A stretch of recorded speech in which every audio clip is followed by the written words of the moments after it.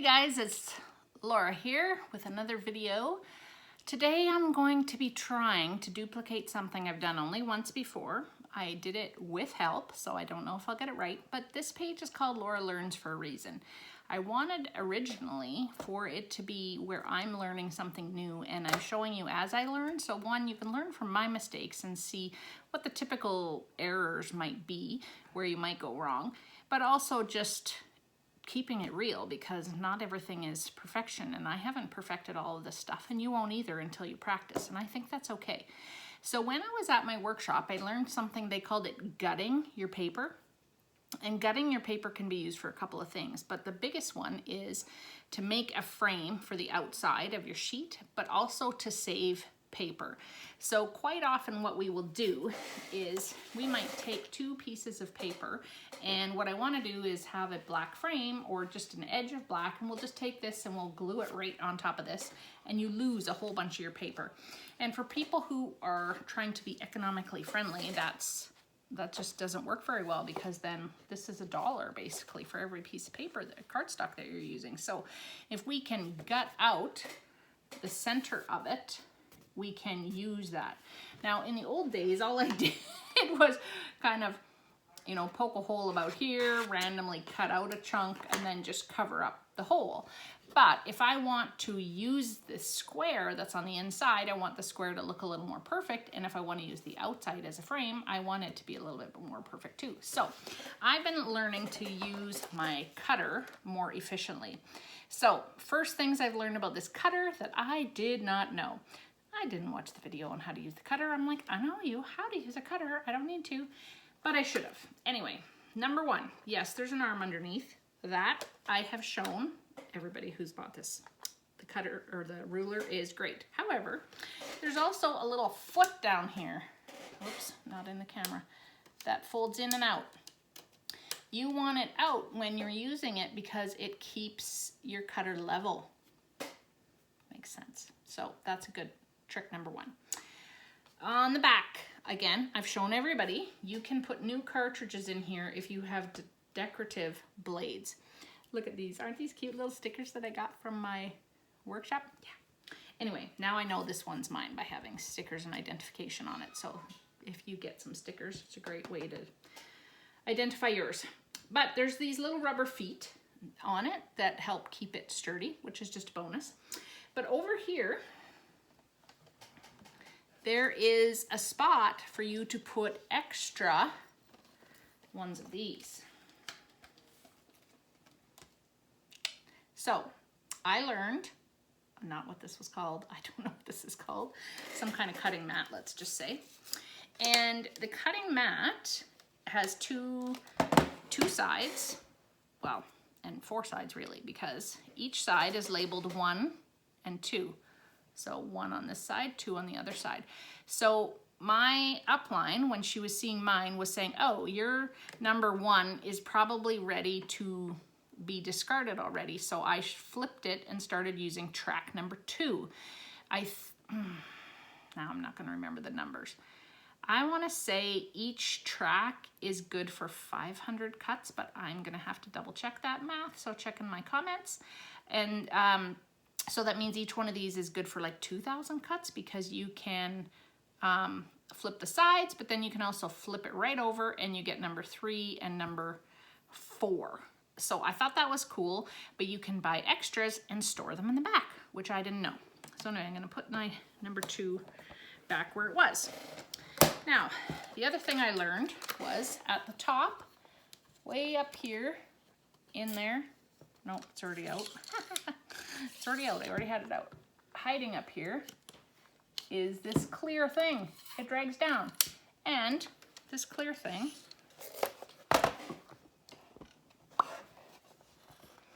has a black line on it. I don't know where your glare's at, but anyway, look at your cutter if you've got one. And you're going to see there's a black line on it that shows you exactly where it's going to cut in case your paper is covering up this track and you can't see it.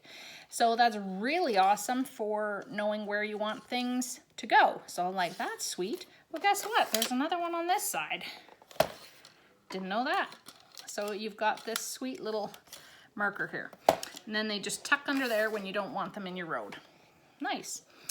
Everybody I've shown already knows like this snaps up and down for use and stores it pretty well, the double-sided track, and that you can move this, but it doesn't cut until you push down on it. It opens up like this, and you can put in your blade or new blade. I also saw the some of the experts have another straight blade at the back that they've already used, like it's how many ever cuts it's good for. Again, I'm gonna look that number up for you because I forget. But it's good for so many cuts, and when you find it getting dull, they put it back here with an X on it so they know that's their dull one, but then they use it when they're cutting materials that you don't want to rough up your, like say you were doing something almost like cardboard or something, right? Then you could use it for that one. So I thought that was also an interesting trick. Another little trick I learned was to take binder clips. So if you have a clip like this and you only want to cut it 6 inches or something, you can put that on your track. And then you can't go any further than 6 inches. So that really helps you just know exactly what you're doing if you're cutting something specific. Now, obviously there's certain marks on here that show you where 4x6 is or something like that, you know, 5x7. These are all the basic measurements we use for card making and basic shapes and stuff like that. But if you go right to your edge, that is 5.5, which is a nice measurement to know. And also, it's gonna cut right on this first dotted line, whatever the number happens to be for whichever side of the mat you're using. But if you go right to the edge of this gray mat, if you go right from here to here, you're gonna get like a perfect strip, kind of like this, basically. This is almost a match. And so if you wanted to cut just a really specific strip this size, or you want to cut this much off, if you go right to the edge, I believe that is 1/4 of an inch. So it was just really cool that there was all of these like measurements, like, oh, just cut it to here. Oh, just cut it to the edge, you know. I mean, I didn't know any of this stuff. So I was just like, wow, I really should have watched the video. Even the video doesn't show all of that. But being with like-minded individuals is definitely a bonus, because then they teach you all of these tricks that you just didn't know. So yeah, I really learned a lot. Anyway, I want to gut this piece of paper, and I want to make it so that I have a 1-inch border going around. So my belief is I want to put this at the number 1 spot over here for the 1-inch mark. And then what I want to do is I want to go from the, I think I have to start this way. See, this is why here we go, 11. You can't see anything, you can only see me. So I put my ruler out. I'm putting the little foot out so that it is level. Yeah, that makes a difference actually. I'm putting my paper at the top, and I'm gonna put it at 11 over there. And then I want it to go 1 inch, which is right here at the top. So if I put a binder clip there,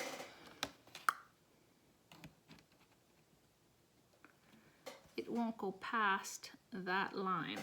And then if I put a second binder clip down here at that, now I have to pay attention to, is the top of my clip there or the bottom of my clip there? So I'm going to put the top of my clip there.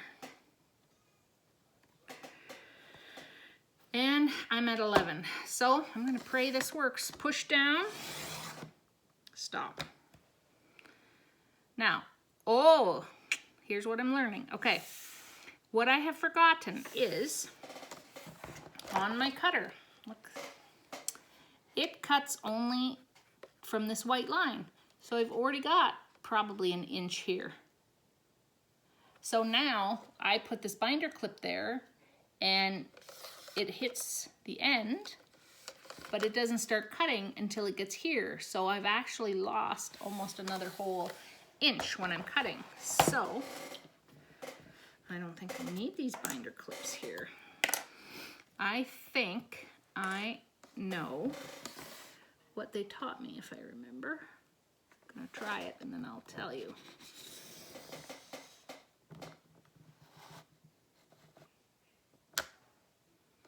Does that look right?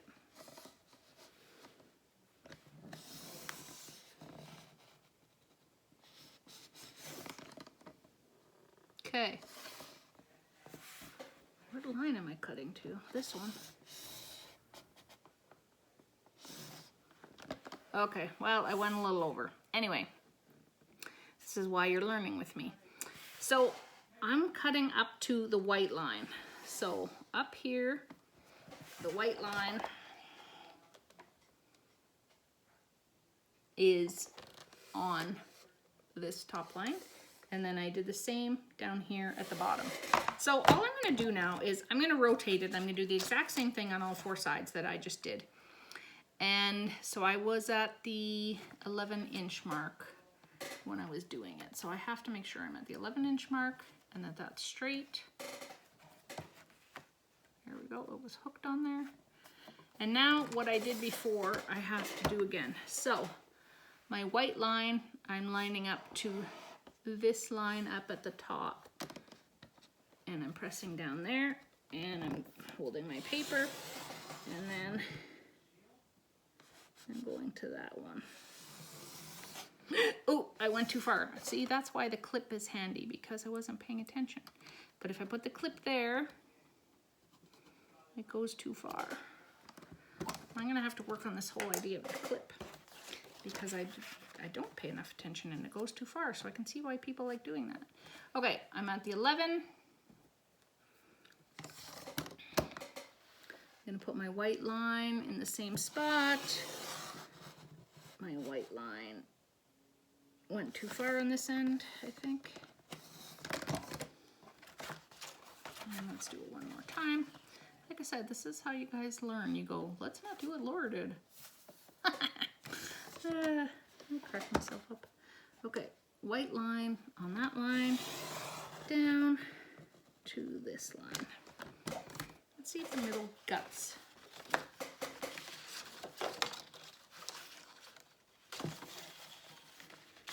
It does. Look at that.